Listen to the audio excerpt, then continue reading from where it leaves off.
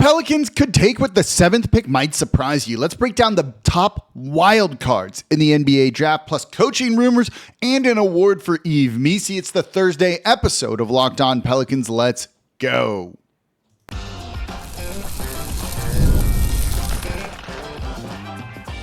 You are Locked On Pelicans, your daily New Orleans Pelicans podcast, part of the Locked On Podcast Network, your team every day. Welcome to another edition of Locked On Pelicans, the daily podcast covering your favorite team, the New Orleans Pelicans and NBA, part of the Locked On Podcast Network, your team every day, available wherever you get your podcasts and available on YouTube. I'm your host, Pelicans Insider, credential member of the media, Jake Madison, at NOLA Jake on Twitter.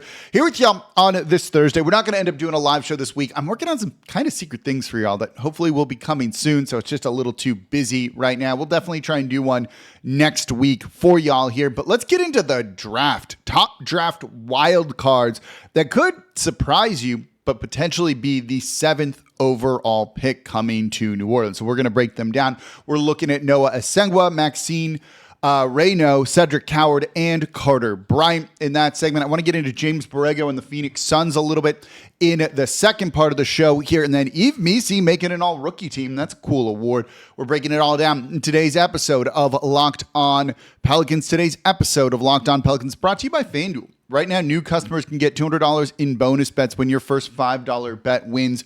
And of course, thank you for making Locked On Pelicans your first listen today and every day. We're here Monday through Friday, the #1 Pelicans podcast, covering everything you want to know about this Pelicans team. So please subscribe wherever you get your podcasts and join over 11,000 Pelicans fans on YouTube as well and become an everydayer. That means you listen Monday through Friday to Locked On Pelicans. And if you're an everydayer, let me know in the comments down below. So let's get into 4 prospects that I think are wild card type players, guys that are not in the top 7, not necessarily in the top 10 right now, but have a very good chance of rising up to that point. And I think these are all names that we need to keep an eye on as a lot of these pre-workouts and things like that are happening here, because these are going to be guys that I do think are going to end up getting a lot of buzz in the NBA draft. So let's put them on your radar right now. So let's start with Noah Essengue from Reshape Farm Ulm. That's in Germany. He's a 6'9" wing. He's going to be 18.5 on draft night. This is someone that I think is a really interesting prospect because of the physical tools that he has. This is someone with really good size, really good athleticism, good switchability to be an excellent defender, but someone that also is going to need a lot of work going forward as well. He has like a Nick Batum type of NBA comp to him, I think. Very fluid player, high versatility, with a lot of upside if he develops a jumper. You know, one of the things I think to keep in mind about Essengue here is he was young. This is someone who at the start of the season was 17 years old, playing professional basketball in Europe, and still averaged 12.4 points per game, 5.3 rebounds, 1.1 assists, 1.4 steals, half a block, and doing that all in under 24 minutes. He shot 56% from the field, not great from the three-point line, under 30%, 29.4 on 2 attempts per game. His free throw strokes a little bit better, 73%, but not an elite number. His shooting is going to be straight up the swing skill that either makes him or kind of breaks him at the NBA level. He's got very good athleticism for that size, moves in a very fluid manner. And when you watch him, he's a natural ball handler, I think. You know, he has a pretty good overall handle. He likes to get downhill and attack the basket. And as you've seen him, his shooting is getting better. So that's an important thing. But again, he gives the type of just wing defender that can create for others, make some shots at the rim that every team needs multiple of. And his passing is pretty good overall. He's decisive. He doesn't turn the ball over an absolute ton. So I really like that the basketball IQ is there from him for what he needs to do. You know, the shooting is really what it's going to come down to. He needs to put on some strength too, but he needs to add shooting. If he can do that, this is the type of guy that we're going to look back at this draft and be like, why did he go 12 He should have been in the top 3. That's how high his ceiling can be, in my opinion. And all it takes is someone kind of falling in love with those uncoachable things, right? The size, the athleticism, the length, all of that. Him being a tenacious defender and his age where there's so much more room to grow. It's going to take him a couple of years. You need to be patient with him. But Noah Essengue, is someone I think to keep an eye on when it really comes down to it. Our Locked On NBA Big Board podcast has him 8 on their big board here. That's how much Rafael Barlow really likes him here. Let's get to another guy. This guy is 12th on our Locked On NBA big board here, and that's Maxine Reynaud, senior out of Stanford, 7'1", 7'2", be a little bit older, 22.2 years on draft night here. He's someone who's starting to get a lot of buzz because the workouts have looked good. And when you look at him at Stanford, 4-year player, he improved every single year, culminating in his senior year of 20.2 points per game, 10.6 rebounds, 1.7 assists, a steal, a block and a half. He did this while shooting 46% from the field overall. And he does have some 3-point range, actually like pretty good volume 3-point range, 5.5 attempts from 3 his senior year, shooting 35%, 34.7%. Those are good numbers, frankly. And you have some people who are really high on him, some people who are a little bit low on him here. And I think as a legit 7-footer who's going to give you probably at the NBA level, depending on his minutes, like 14 and 8 as a rookie, that's pretty good. That's really good size, and that's really good skill for his size too, particularly with the 3-point shooting. And he's arguably the most polished post scorer in this draft. And so he has a number of different moves. When you look at someone like Yves Missi, and we'll get to him a little bit later in the show, there's not a lot on offense there from him to do. He started to show some, but someone like Maxime Reynaud, who's French, can step in and just do this immediately. The big concern for me is he actually a rim protector, or was he just swallowing up much smaller guys at the collegiate level? And I think that is something that's fair to ask. He is a guy, let me pull up one other thing from him. There we go. What looked like a good defender. Will that translate to the NBA level? And I'm not entirely sure. His NBA comp to me is Brook Lopez. I've seen some people mention Alperen Şengün as well. I don't think he's as good of a passer as Şengün is, where he's going to kind of be your offensive hub. But if he can develop into that, oh boy, yeah, you got to watch out for this guy, right? He is a good passer. Is he elite? I'm not entirely sure. And when you look at it, he turned the ball over more than he had assists at the collegiate level. That's not per game. That's not particularly great. And I wonder if that's going to lead to too many turnovers at the NBA level here. But all of the tools and everything we've said that are kind of big concerns about him, even the rim protection, that size means he can absolutely get there. Will he be able to defend in space? Will he be able to switch, or you got to play drop coverage with him is a valid question too. But overall, he's someone who's going to be rising up draft boards as well. So I think that's worth keeping in mind, that if you're looking to go in a big direction, we've mentioned Derek Queen, we've mentioned Kemen Watch from Duke. Someone like Maxine Reynaud really makes a lot of sense with what you want to put next to Zion Williamson, and is a name to certainly keep an eye on.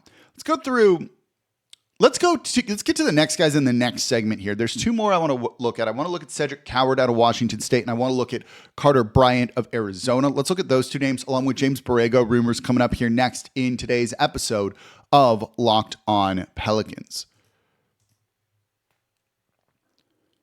Today's episode of Locked On Pelicans is brought to you by FanDuel. The NBA playoffs are in full swing, and every night delivers highlight-worthy performances, major momentum shifts, and can't-miss moments. So whether it's a game-winning shot or a breakout player, there's never been a better time to get in on the action. And FanDuel makes it easy to stay in the game before tip-off and live. With player props, performance trends, and same-game parlays, fans have more ways than ever to play smart and to win big. You want to get in on the Thursday night matchup between the Oklahoma City Thunder, Game 2, and the Minnesota Timberwolves.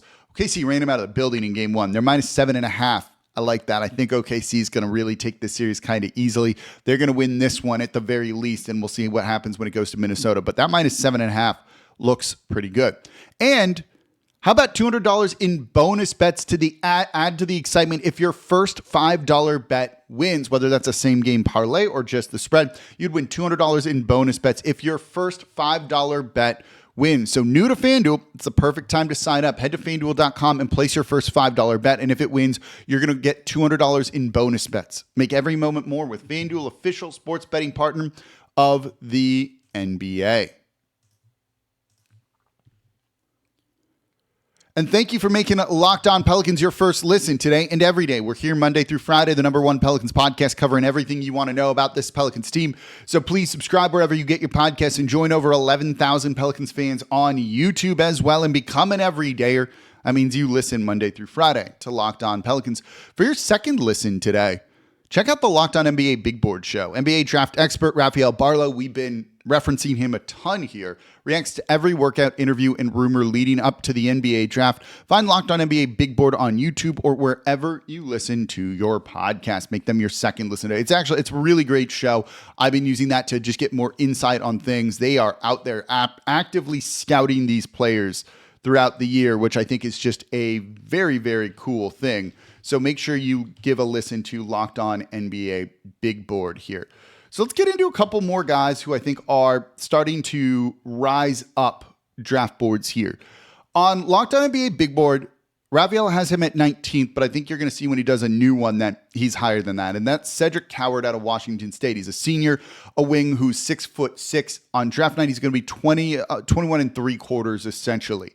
He is a workout warrior here. Last year, his senior year at Washington State, 17.7 points per game, 7 rebounds, 3.7 assists, 1.7 blocks, 0.8 steals. He did this while shooting 40% from 3 on 5 attempts per game, 55.7% from the field.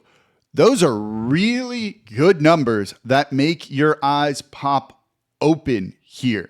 So what I love about his story is he's gone from a Division III player to a first-round pick in just a couple of years here, showing the development that he brings. Someone who is an elite 3-and-D type of player in the NBA are the type of people you're looking at. I've seen his NBA comp on the very, very high end, right? Very, very high end.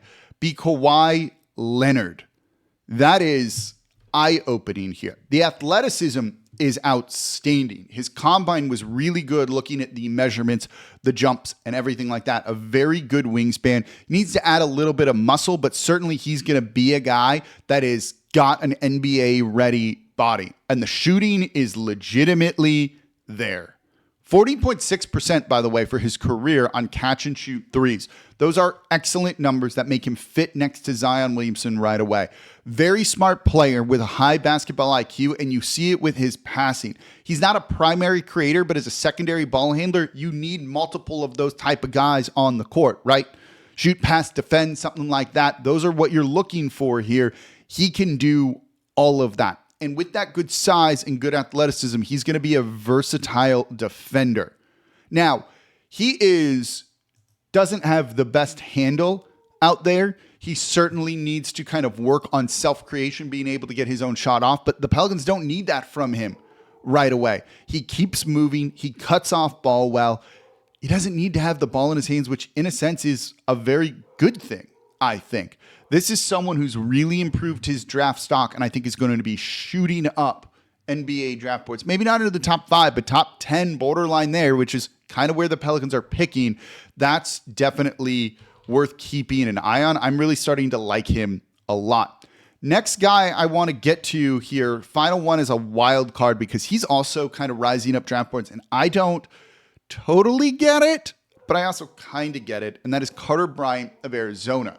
6'8", he's a wing, and he is a freshman. He's going to be young. He'll be 19 and a half when he is drafted. You know, you look at his numbers in college, and you're like, wait, what? The 1 year, 6.5 points per game, 4.1 rebounds. Just nothing particularly great, right? But the tools are there. The athleticism is there too. If you're looking for just a really versatile wing, a lot like a Trevor Ariza played here in New Orleans, this is a guy that I do think kind of fits that. He is very raw, but the intangibles, the stuff you can't coach, are there. He's really good at moving without the ball. That's something that I'm looking for in these players. When we talked about the Indiana Pacers yesterday and how they're constantly making you work, you need those high motor off-ball guys. Carter Bryant fits into that, right? With that size, with the quickness, with the strength, he projects as a player that's going to be able to defend multiple positions, switch on defense, something that the Pelicans do. Now, he does not have a great handle to create his own shot. He's a solid enough three-point shooter, in my opinion. The mechanics look overall good, 37% from three. But it's really only in catch-and-shoot situations. He needs to improve that self-creation. But that catch-and-shoot number, the athleticism, the off-ball work, that's making him a very intriguing prospect. I think Noah Essengue, Maxine Reynaud, Cedric Coward, and Carter Bryant could all be kind of wild cards in this draft that really opens up after, starting at the 3rd overall pick. All right, let's shift gears because I've gone a little long on those guys, but I really enjoyed talking about all of these players and the names here. Let's get into James Borrego, and we have a bit of an update here, and I want to share something with y'all that I've been told too. Sources, right? So Phoenix is still trying to hire their head coach, and they've moved on to the 2nd round of their head coaching search, and that is per Mark Stein of the Steinline NBA Substack here. There are 8 candidates from the assistant coaching ranks confirmed for round 2, so there's a lot here, right? One of them is James Borrego. He's got a lot of competition for this job, and I certainly think if he's named the head coach, he's going to take it, obviously. I also don't think it's a guarantee that he's gone. We talked about this. If you're Willie Green and James Borrego was kind of like a David Griffin kind of guy, do you want him here? Do you want to make that kind of change? And when Borrego was brought in to, kind of be the offensive mastermind, I didn't love his offense in Charlotte. I think it was a lot of transition, less so half court. And we talked a lot of the everydayers kind of understand the difference between that significantly better after yesterday's show. That's probably partially why I haven't seen the Pelicans offense kind of be supercharged. Do they actually have the guy for it? So I think he's definitely under consideration for the Phoenix Suns job. Don't know if he's going to end up taking it or if he'll get selected for it. And if not, I think it's still up in the air if he's going to stay or go. But what I got told was if he ends up leaving, it's of his own volition. It was his choice to leave and go to a different situation, not Willie Green trying to push him out. That speaks to maybe a little bit more harmony with everything, which is good. And it's partially speculation of if this was the David Griffin guy and Griffin wanted to fire Willie Green to elevate James Borrego, and that was a big part of bringing him in the first place, and they didn't let him do that. Does Willie Green want that guy on the bench? I couldn't tell you. I'm not Willie Green, but if it's true that it's Borrego's own choice on whether he stays or goes, that does say at least some good thing. It says a lot of good things, in my opinion, about how the Pelicans are at least operating in terms of everyone being happy and liking each other and not worrying about distractions in interpersonal politics and all of that kind of stuff. So that was somewhat encouraging to hear when it comes to all of that. So we'll see if he stays or goes, but if he ends up leaving, he's certainly, what I've been told, not being pushed out by head coach Willie Green or anyone else for that matter. We're keeping an eye on as once that domino falls and they hire their head coach, the Phoenix Suns, I would assume Adelman is going to be up there, is going to get the Denver Nuggets full-time job. I think that's all the coaching positions. Look, if Willie Green's going to leave, if they fire him, they can still do that later. When you look at some of the names in the mix for the Phoenix Suns head coaching job, there are a lot of good options out there, even if you're not going with someone like a Taylor Jenkins or Michael Malone. And I just don't see the team paying those guys the kind of money that they want.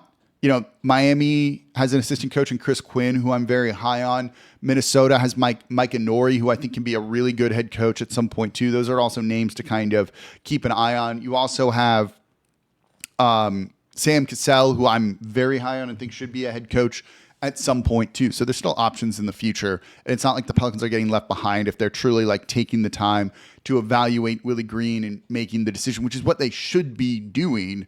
And maybe it just takes time with a new person coming into the building, trying to learn as much as they can in Joe Dumars. So what I also got told was it's not 100% certain that head coach Willie Green is back next year, but it's far more likely than not. So coming up next, Yves Missi won an award. That's cool. But I'm putting an asterisk on it. Let's get into that. That's coming up here next in today's episode of Locked On Pelicans.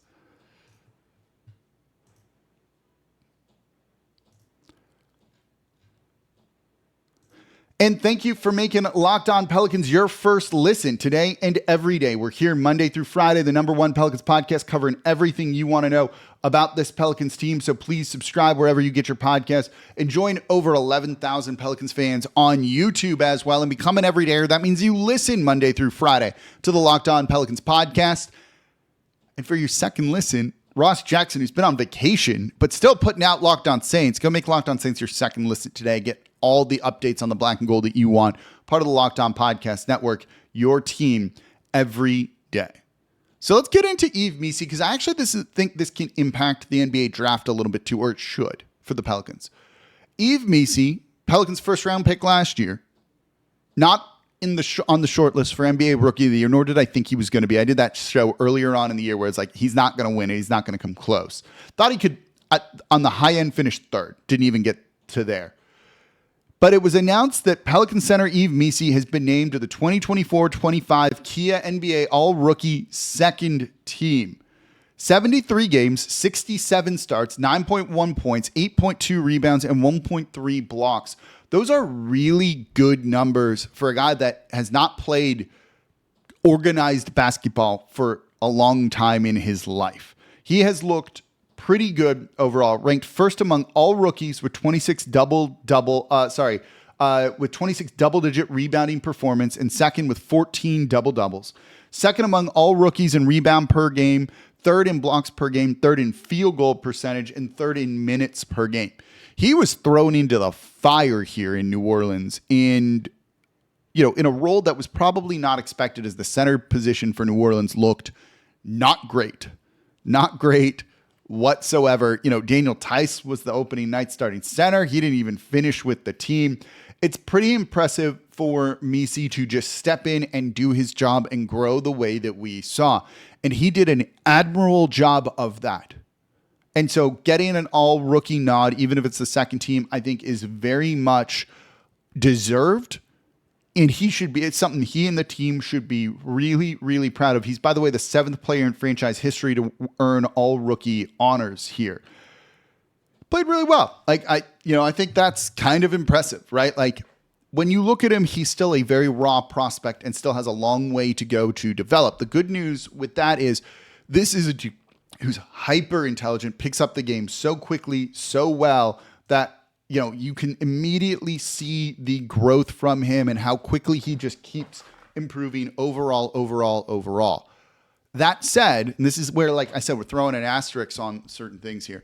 I don't think that this is the type of player that should preclude New Orleans from drafting another big man, whether it's Mallet, whether it's Derek Queen, who I'm starting to not like as much, or Maxine, Reynaud, or someone else out there, another big man that kind of plays the same role as Missi. Missi's long-term development to being like an elite NBA player, particularly on like the offensive end, where it's like, you don't have a jumper. It's not, he's a bit of a lob threat, but that's about it. It's going to take a while for him to really grow into the player that he can be. So if that's the case, you can draft someone else who maybe has like a slightly higher ceiling than Missi or fits a little bit better and develop Missi to be a really good backup. And that's not a bad thing, right? I remember Larry Nance Jr., I think it was on my show or somewhere else, talking about role players. Like, role player, are useful. And now role players thought of as kind of as like a negative thing, when it's not. Like, unless you're a star player, you're a role player. You're there to kind of do what you do. And so Missi can be that guy. And I think one of the things that you need at the NBA level, you're learning this in the playoffs, and we've really learned this lesson this past season, is you need multiple different kinds of bigs to throw different kind of looks out there. Maybe it's just two big dudes that block shots and rebound, and you put them out there on the court. Maybe you need one to be a stretch guy or more of a finesse kind of player, right? Maybe one's just a pure rim protector. One's a rebounder. You need one that can defend on the perimeter, one that's better in drop coverage. You need those different kinds of bigs to match up well or force other teams to match up with you.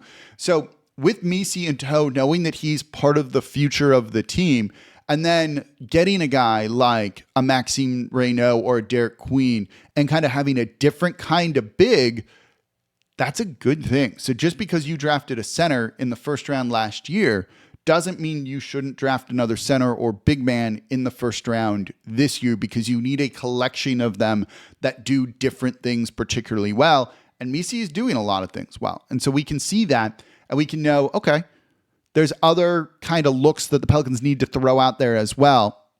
Let's have them go and do that. Let me know what you think when it comes to the NBA draft. What do you think about Eve Missi? I completely spaced right there. Eve Mese getting all rookie second team. Let me know in the comments down below. Any of the names that I threw out there earlier, Essengue, Reynaud, Coward, or Bryant, really stand out to you? You like any of them? Let me know in the comments down below on YouTube. That's going to do it for this episode of Locked On Pelicans. No live show this week. We got one more show coming to you tomorrow, which I'm looking forward to. As always, I'm your host, Jake Madison, at NOLA Jake on Twitter. This is the Locked On Pelicans podcast, part of the Locked On Podcast Network, your team every day. See y'all next time.